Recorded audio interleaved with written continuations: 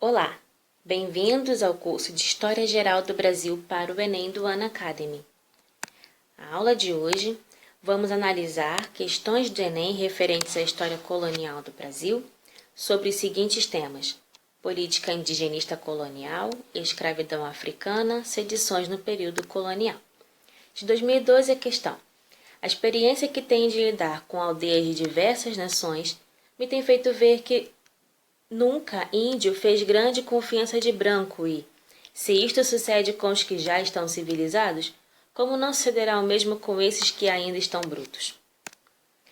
Em 1749, ao separar-se de São Paulo, a capitania de Goiás foi governada por Dom Marcos de Noronha, que atendeu às diretrizes da política indigenista pombalina, que incentivava a criação de aldeamentos em função a.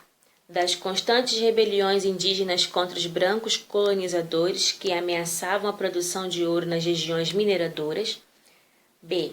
da propagação de doenças originadas do contato com os colonizadores que dizimaram boa parte da população indígena, c.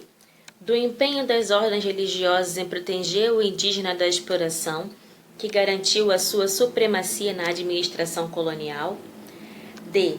da política racista da coroa portuguesa, contrária à miscigenação, que organizava a sociedade em uma hierarquia dominada pelos brancos, e da necessidade de controlar os brancos sobre a população indígena, objetivando sua adaptação às exigências do trabalho regular. Para entender essa questão, precisamos entender um pouquinho sobre aldeamentos. Os aldeamentos eram realizados pelos padres jesuítas, que achavam que os indígenas precisavam ser civilizados. O que eles queriam dizer com isso? Eles achavam que os indígenas precisavam aprender a trabalhar de forma regular, como os brancos portugueses faziam, e achavam que os indígenas deveriam adotar a fé católica. Os aldeamentos foram prejudiciais porque acabaram com a organização tradicional nômade indígena. Portanto, a resposta certa é a letra E, da necessidade de controle dos brancos sobre a população indígena, objetivando sua adaptação às exigências do trabalho regular. Próxima questão também de 2012. Próximo da igreja dedicada a São Gonçalo, nos deparamos com uma impressionante multidão que dançava ao som de suas violas. Tão logo viram o vice-rei, cercaram-no e obrigaram-no a dançar e pular, exercício violento e pouco apropriado tanto para sua idade quanto posição. Tivemos nós mesmos que entrar na dança, por bem ou por mal. E não deixou de ser interessante ver numa igreja padres, mulheres, frades, cavaleiros e escravos a dançar e pular, misturados e a gritar a plenos pulmões: Viva São Gonçalo da Amarante! O viajante francês, ao descrever suas impressões sobre uma festa ocorrida em Salvador em 1717, demonstra dificuldade em entendê-la porque, como outras manifestações religiosas do período colonial, ela seguia os preceitos advindos da hierarquia católico-romana, b. demarcava a submissão do povo à autoridade constituída, c. definia o pertencimento dos padres a camadas populares, d. afirmava um sentido comunitário de partilha da devoção, ou e. harmonizava as relações sociais entre escravos e senhores. Para entender essa questão, precisamos entender que as festas religiosas e outras comemorações do período colonial eram recheadas de simbolismos. Observe que o viajante francês disse que não deixou de ser interessante ver numa igreja padres, mulheres, frades, cavaleiros e escravos a dançar e pular, todos misturados. Numa sociedade tão profundamente dividida socialmente como era a sociedade colonial, durante as festas e comemorações, era costume que as pessoas jogassem tudo isso de lado, como se as classes e divisões sociais sumissem durante a festa. Era uma forma, talvez, de aliviar a pressão que essa divisão, essa hierarquia social exercia em cima das pessoas. Também era costume, durante as festas coloniais, liberar os escravizados durante essas ocasiões festivas. E estudos mais recentes indicam que Essa liberação pode ter sido uma conquista dos próprios escravizados, o que, aliás, é o mais provável, porque eles negociavam diariamente coisas relacionadas à sua própria vida. Portanto, a resposta certa é a letra D. Afirmava um sentido comunitário de partilha da devoção. Os senhores achavam interessante que os escravos e outras pessoas livres subordinadas vissem neles partidários da mesma devoção, da mesma fé. Uma questão de 2016. A África Ocidental é conhecida pela dinâmica de suas mulheres comerciantes, caracterizadas pela perícia, autonomia e mobilidade. Sua presença, que fora atestada por viajantes e por missionários portugueses que visitaram a costa a partir do século XV, consta também da ampla documentação sobre a região. A literatura é rica em referência às grandes mulheres como as vendedoras ambulantes, cujo jeito para o negócio, bem como autonomia e mobilidade, é tão típico da região.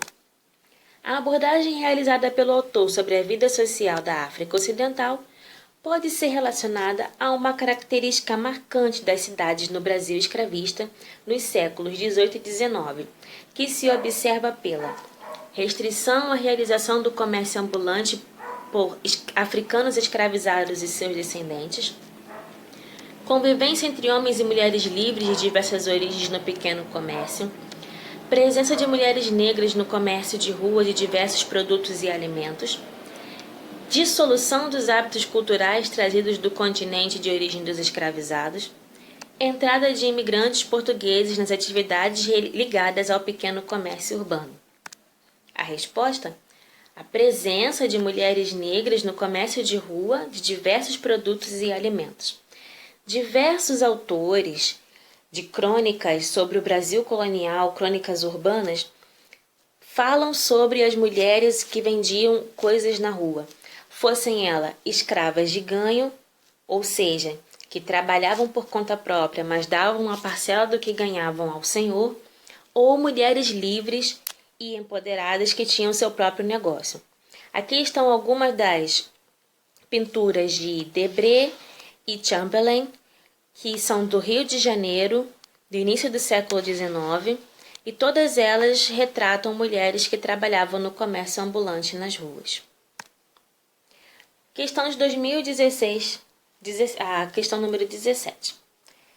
O que ocorreu na Bahia em 1798, ao contrário de outras situações de contestação política na América Portuguesa, é que o projeto que lhe era subjacente não tocou somente na condição ou no instrumento de integração subordinada das colônias ao Império Luso.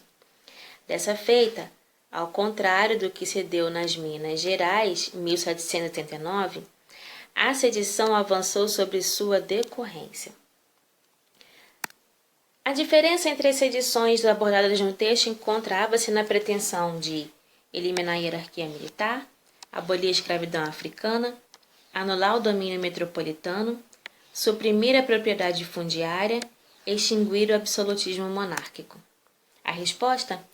A diferença entre as duas conjurações foi a ideia de abolir a escravidão africana. A Conjuração Mineira de 1789 e a Conjuração Baiana de 1788 tinham em comum as ideias de liberdade comercial e republicanismo, já que foram muito influenciadas pela Revolução Francesa e também pela Revolução Haitiana. Mas mais ainda influenciada pela Revolução Haitiana foi a Conjuração Baiana, que contava também com líderes, com adeptos das classes populares, artesãos, soldados, escravos, trabalhadores livres negros e mulatos, ao contrário da Conjuração Mineira, cujos seus adeptos eram mais poetas, sacerdotes, funcionários militares, proprietários de terras. Então a resposta é a ideia de abolir a escravidão africana. Essa foi a aula de hoje. Aqui está a minha bibliografia, caso vocês queiram pesquisar um pouco mais. E até a próxima aula. Espero que, se tiverem dúvidas, me sigam, deixem sua pergunta para mim. Obrigada por assistir. Até logo.